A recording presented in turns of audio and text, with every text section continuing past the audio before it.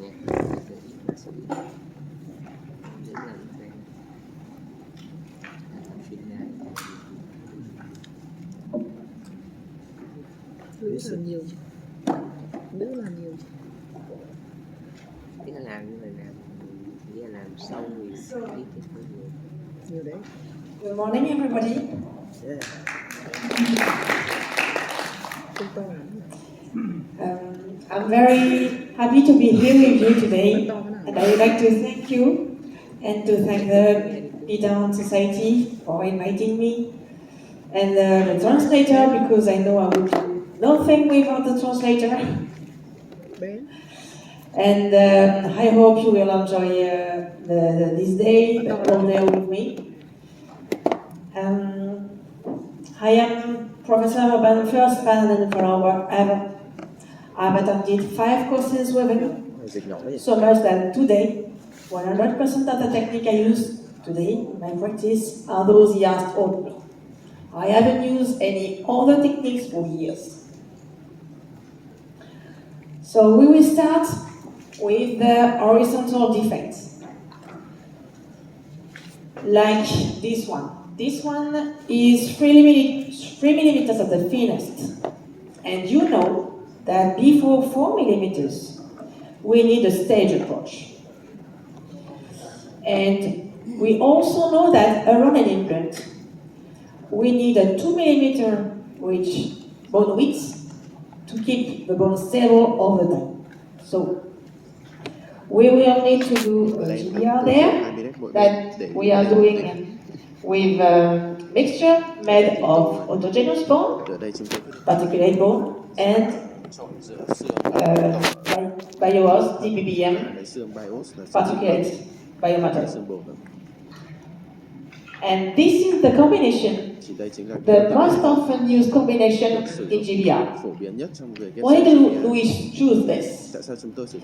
Look at this histology, beautiful histology. This is, in red, you have the osteoid.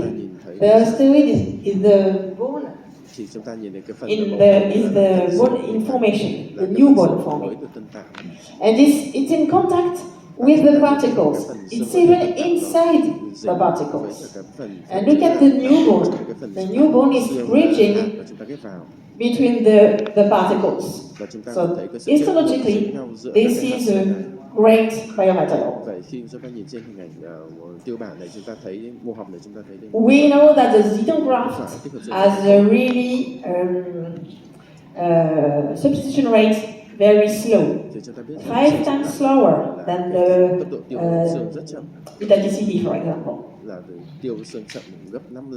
So it enables the volume stability over time. And you mix it with the autogenous bone to have the osteogenic cells and the growth factors.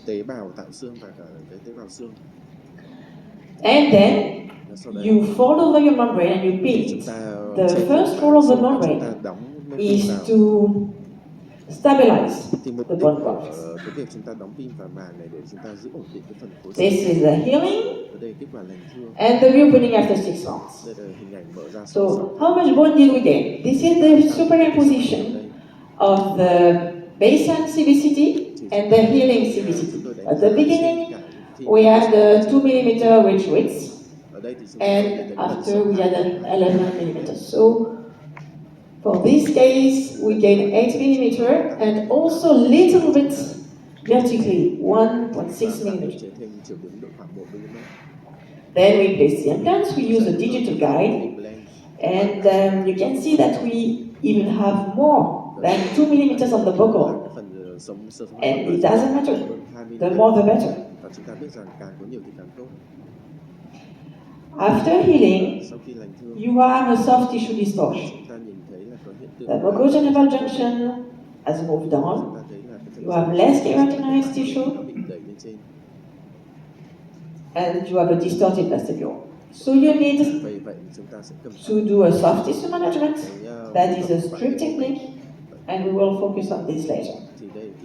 This is the end result and the checkup after 2 years. So how did we achieve this? This is a guided bone regeneration that you perfectly know the principle of.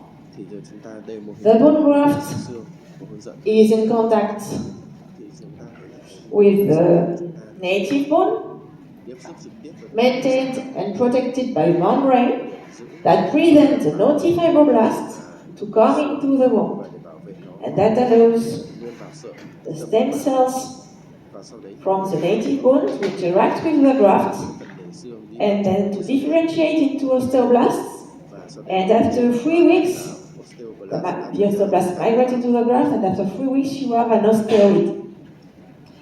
And from this point on, cell exclusion is not needed anymore. The collagen membrane starts to disintegrate, and you get in the GBR 2.0. The GBR 2.0 means that you don't have exclusion anymore. You have connection with every surrounding tissue.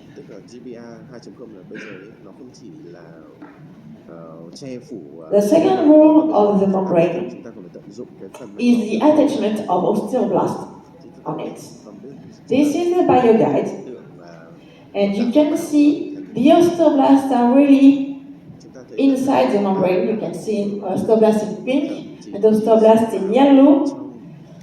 So you can see how biocompatible this thing is. The osteoblasts stitch and come inside the membrane, and the membrane acts as a cells and growth factor collector.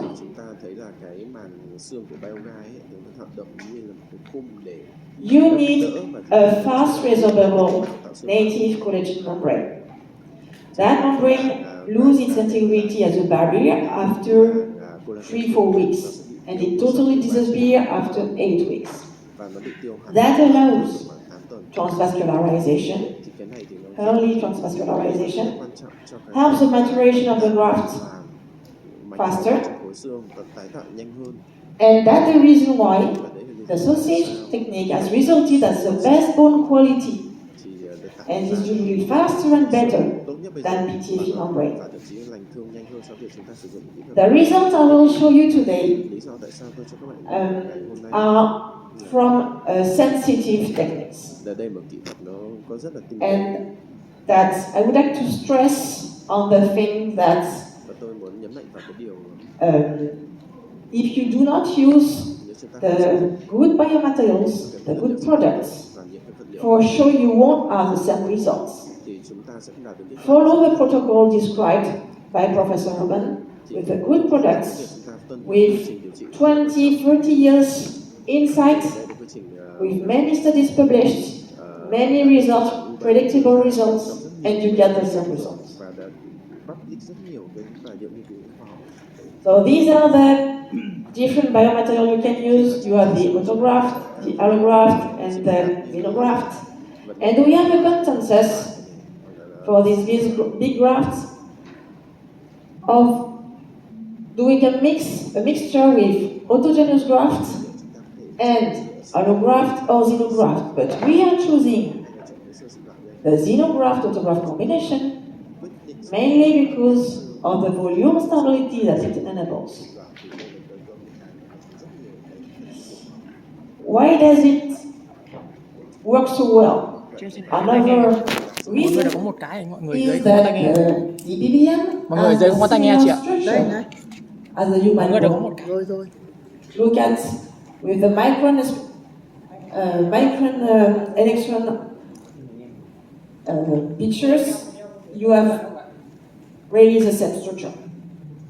And you have the osteoblast close to the arrow in green, stitching the particles. You have the vascularization that can go inside the particles. Sometimes you have some biomaterials, they are like balls, closed balls. Forget to have some vessels inside of it. And this is another histology that I did. And you can see the new bone in orange connecting the biomass particle in green. Again, always. So how can we harvest the autogenous bone? You have 5 ways to do the harvesting. First way is with the tree fines and the bone meal. We will practice it this afternoon. Second way is the scraper. Then you can use the piezo device or you can use a bone slurry. What is the difference?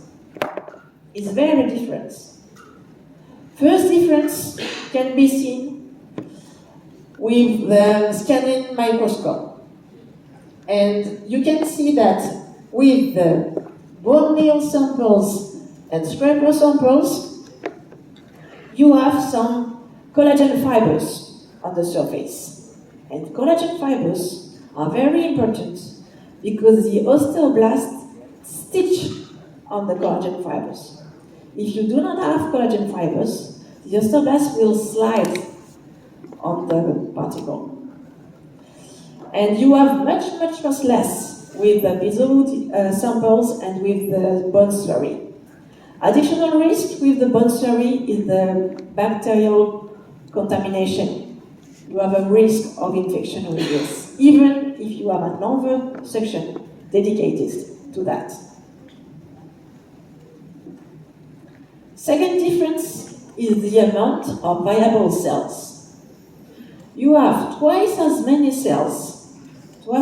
viable cells with the bone meal and the scraper samples. And these cells can directly participate to the bone formation in the graft,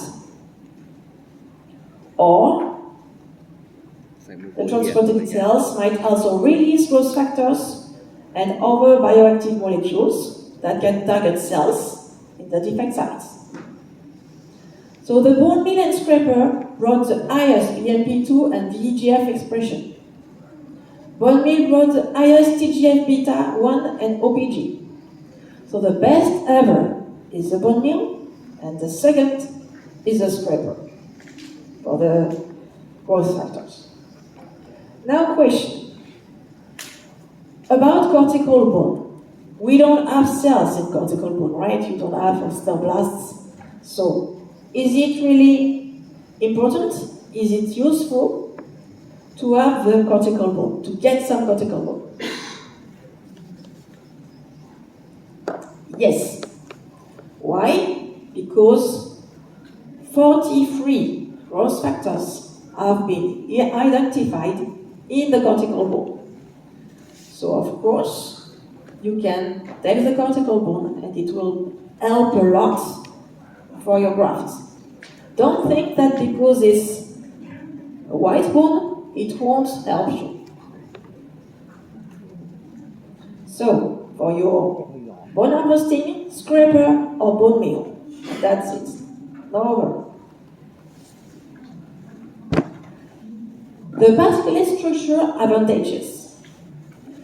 The main advantage is that increased exposure to osteoinductive growth factors. If you have a block, you have much less surface. And you have the vascularization within the particles. So this is a classification that I like because it helps to fix the idea. And today we will start with the dehiscence defects first, and then of course we will go on. So the dehiscence defect is normally for ridges of more than 4 millimeters. Because below 4 millimeters you go for a stage approach. But it's not always the same. The defects can be narrow and deep, like this one, like an extraction socket. Or if you have a healing, then the defect gets flat and flat. Until the one-wall defect. The one-wall defect is when you have the implant almost sticking out the ridge. This is a contraindication for the simultaneous approach. With the one-wall defect, you should use a stage approach. And on the buccal view, you have the V shape, small defect, bigger U-shape, and double U-shape. That was from CAN at the beginning, and user translated it to the implants. So the predictability of the regeneration, of the simultaneous regeneration, is not the same if you have a defect wider or smaller. You understand easily that if you have this, it won't be the same result as if you have this, because the osteoblasts are coming from here, from the bony walls, and coming in front of and stick on the implant. When you place an implant, you add something that blocks the osteoblast, that blocks the vascularization, so it's a problem. So if you have a ridge that is already narrow, you add a problem to block everything, it doesn't help. You think it's better for the patient because maybe you will do one less surgery, you will do only one surgery instead of two, but at the end you won't have the same result. And you can find this in the literature that only 70 to 80% of the studies reported a full fill of the defect. That means that some decent defect has been treated and shouldn't have been potentially, because the defect was not adapted to a simultaneous approach. So, that's the gold rule. Simultaneous approach is better indicated in well self-contained defect. And Professor Urban advised to put the bone even on the cover screw to help bone augmentation at the occlusal corner of the implant. Otherwise, you will have your bone more apical, and you want the bone to be close to the collar. That's where you want it.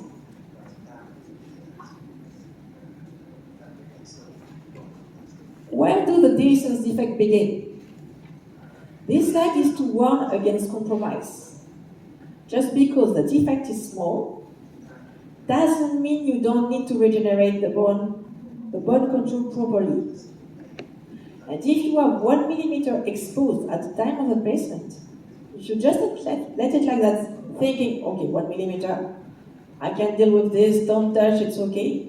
You come back 2 months later, 3 months later to do the recovery, you will have 2 millimeters exposure. So it's getting worse. So even if you think it's a small thing, you should treat it. That doesn't mean a big treatment. And for this patient, you also have an implant there that is a little bit exposed. That was not exposed at the beginning, but when we raised the flap, we could see that. We kept the soft tissue ring around the neck of the implant intentionally. Then we place a little bit of autogenous bone in contact to the exposed collar. And then we do kind of sausage. And we cover the distal implant. And this is the result. You can see that we have a nice bone volume at the implant collar, and we were able even to cover the threads of the implant, the distal implant.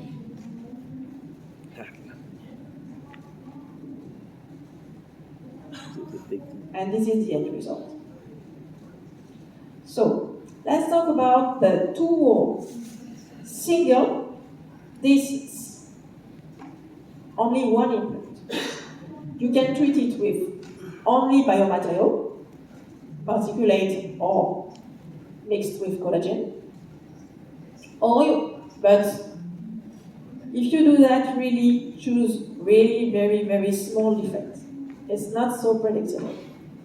Or you use the Boozer technique, that is the global technique you can use in every case if it's a self-containing defect. That is a two-layer technique, we will see it after. Or you can use the BVMST technique from Urban, we will focus on that. So this is the contour augmentation from buzzer. You have your self-containing defect and your dehiscence. You place the autogenous bone, then you place the bioas, and then you cover it with the membrane. Or you can, instead of just the bioas, you can add a mixed on the top. This is the drawing of the technique. That is a kind of gold standard for the dehiscence defect treatment.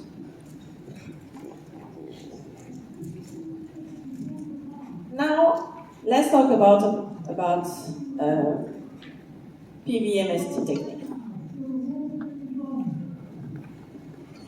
So we anticipate a fenestration defect on the implant planing, because we want a perfect implant axis, and we have a 6 mm ridge, but if we place the implant, we will only have 1 mm all around the implant, 1 mm bone, and we want 2. Okay? So we will have a fenestration, and we want to thicken a little bit the bone. And when we place the implants, we crack a little bit the vocal plate, because we want to have 2 mm bone thickness on the palatal side. So it's translated on the vocal, and we have the fenestration effect. So the technique is to place the mixture on the implant, and then you stabilize the membrane with sutures, resorbable sutures. You can fix the sutures with pins, like we did here. Pins on an apical and pins occlusal. Or you can use periosteel incision, periosteel sutures, and no pins, like Professor Urban described at the beginning. But he himself improved his own technique with the pins, sometimes, not always, but sometimes, because at the maxilla you often have a concavity, and if you go to attach your sutures too high, too apical, the concavity sometimes prevents your sutures to be well adapted to the defect.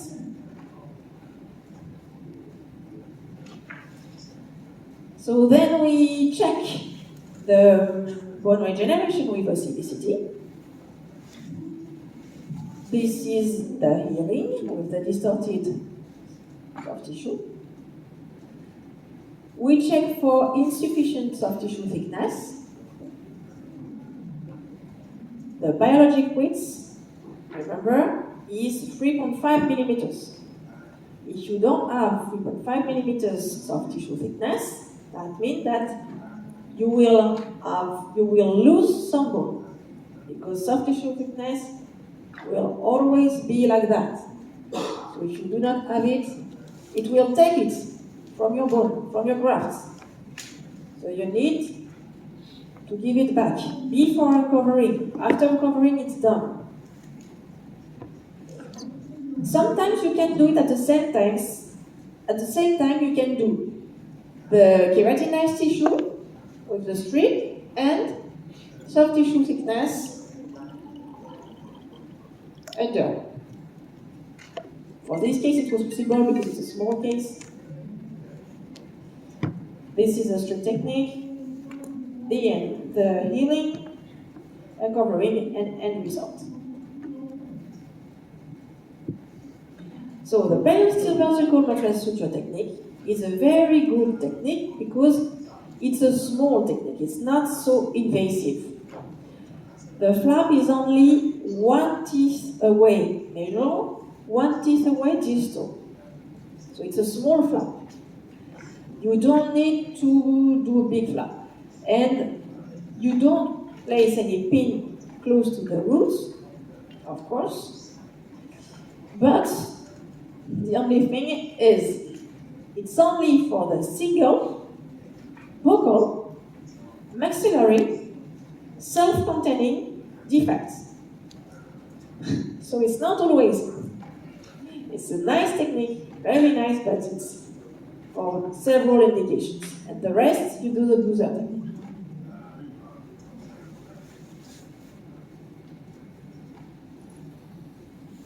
Now, if you have more than one teeth, though, 2 teeth, 3 teeth, no interest of doing the PVMST because it's too long. And anyway, if you have 2 teeth, you will do a bigger flap. So this is the implant planning. So we plan to have a class 0. That means that you won't have an exposure of the threads. You won't have a disc defect, but your buccal bone will be too thin. So you just need to thicken it. Don't forget the perforations. Place the implants. Buccal bone too thin. Always place a layer of autogenous particulate bone, and then the mixture. And this is the sausage, the sutures and healing. And we check with the CBCT that we had enough bone thickness. Distorted vestibule, soft tissue graft,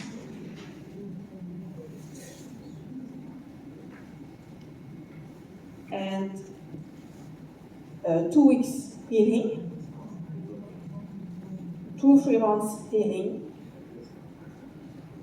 Then you do the uncovering, you check the soft tissue thickness, 3.5 millimeters just perfect, and the end result. Even with the distance defects, it's important to fix the membrane with the bits. Because if you do not, you will have less bone gain because the bone substitute will spread out, and potentially it cannot be stable enough.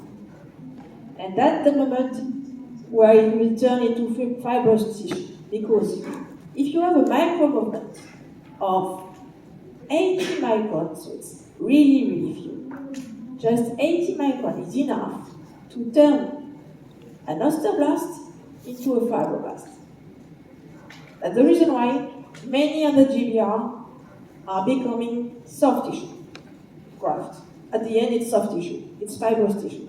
And some dentists say GBR doesn't work, it's soft tissue, it's fibrous, it's not bone. Of course, the GBR was not stable. And you will see this afternoon that it's not very easy, it's not so easy sometimes to really make sure that the graft you are doing is really stable, it's really packed enough. So you've seen that on these cases that I treated before, with a simultaneous approach, I never raise a flap at the reopening. I always make a very short incision, as minimally invasive as possible. And I check the bone width with a CBCT. Okay, you notice that? I will explain you that. Why? This is a case that I did many years ago, and it was not so well treated. You see that we had a resorption with the bone, and that the patient came back and needed another implant on the canine. I challenged myself with doing a simultaneous approach that was not the best indication, but still I did it. So I'm placing my autogenous bone and then my mixture, and I follow up the membrane. I'm not trained to covering these threads because they are exposed to the sulcus, so already contaminated. I know that I will never have a new bone on this. I'm just focusing on the fenestration defect and on my new implant and thickening the global bone. This is a healing. So now we need some more keratinized tissue. So we are doing a strip technique. This is the provisional teeth. We had 2 implants there, so we did a cantilever bridge on the 2 implants with another teeth, cantilever teeth. The healing, and the 3 months, like 2 months in. So this is a bridge, top provisional bridge that we had. So you have a very nice result at that moment. I checked on the CBCT, I had a nice volume,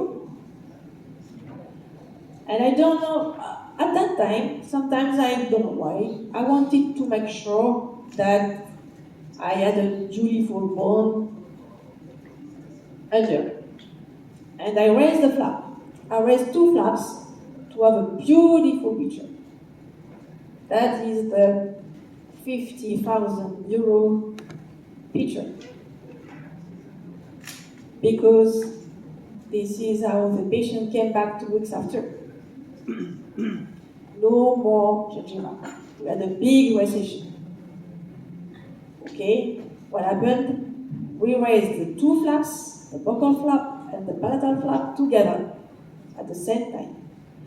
You will do it on 10 patients, and on 8 patients, that won't gonna happen. Everything will be perfect. And on 2 patients, that will do that. But you don't want. That is the reason why it's much better to never reopen your flap. You just check with the CBCT, and then you do just a minimally invasive incision to do your covering, and that's it. Because after, the dentist did the crown, but he didn't do the 2 over crown. We had a recession. The patient said, "Oh, please, can I do another one?" Okay, let's do another one. Still, should have done the third 2. So, another example for things you shouldn't do about a very thin ridge. You see it somewhere is 2 millimeter, 3 millimeter which width. So we should have done, for this case, a stage approach that I didn't do because the patient put pressure. "Oh, please, can you do it on one time? It would really help me, please, please, please." And you say, "Okay," and you should not.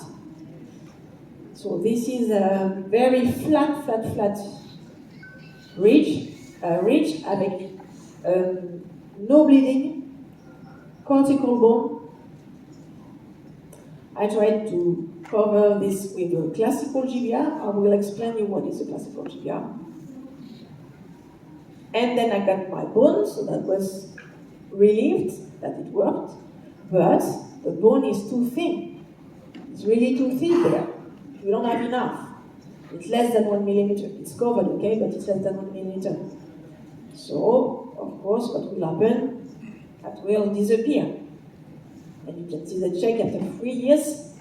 We lost until the third spread, but it's just because it came back to the 2 millimeter level.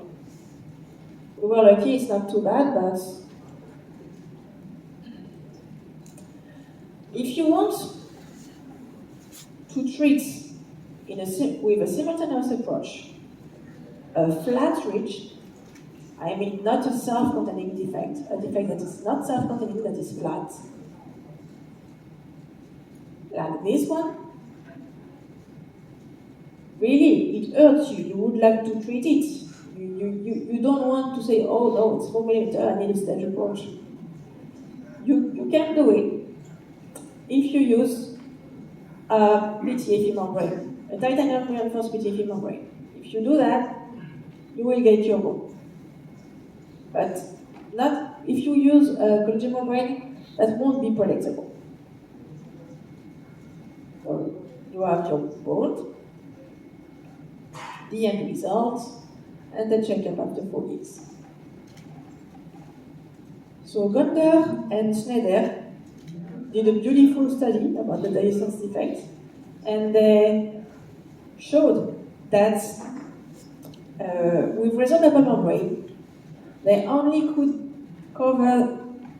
fully cover the dehiscence defect in 60% of the cases, and they had a mid-bone thickness of 1.4 millimeter. And with the non-resorbable membrane, they could cover it in 90% of the cases, and the mid-bone thickness was 2.5, 1 millimeter more.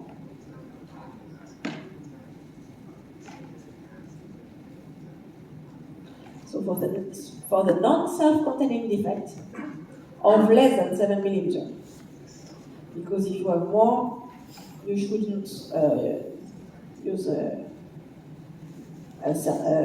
simultaneous approach. You use a titanium reinforced DBTFE membrane. And for the self-containing defects, no problem, you can use the collagen membrane. Okay? So, let's talk about knife edge ridges.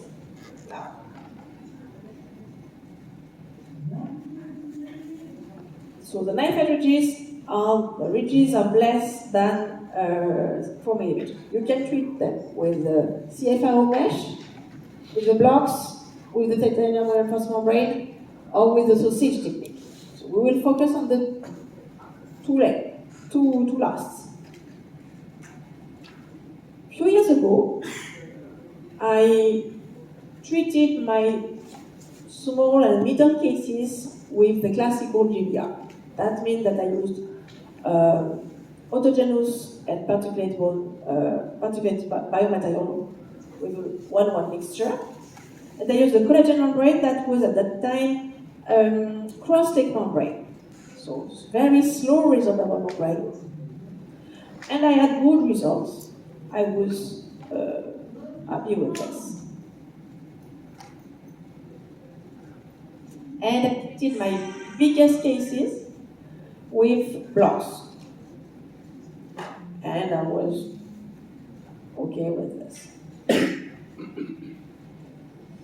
I changed my technique a few years ago, and I started with a sausage.